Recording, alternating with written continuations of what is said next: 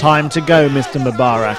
That is the cry from the thousands of expat Egyptians living in northern Italy who gathered at the Egyptian consulate to show their anger at Egyptian President Hosni Mubarak. Over 5,000 protesters gathered outside the consulate to call for Mubarak to end his 30-year grip on power. The protesters rallied, chanted, hoisted banners and demanded change. No al coprifuoco. Our demands are no to the curfew and yes to liberty, democracy and social justice.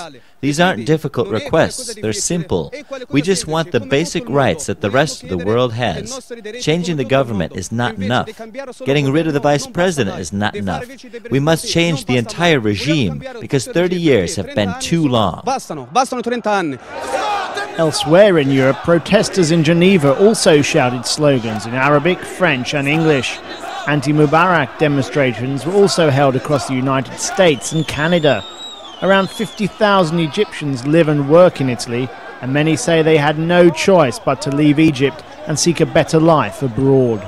People here in Europe and also in all world, because they didn't have any chance to work in Egypt. If he can help us, why didn't he do it before? 30 years enough for him. There are likely to be more and more protests like this by expat Egyptians across the world as the popular uprising in Egypt gains momentum. What impact these protests have on events back in Egypt remains to be seen, but by showing their anger at Mr. Mubarak, expat Egyptians hope it gives strength to opposition voices and brings international pressure on the Egyptian president to resign. Jeremy Inson, Press TV, Milan.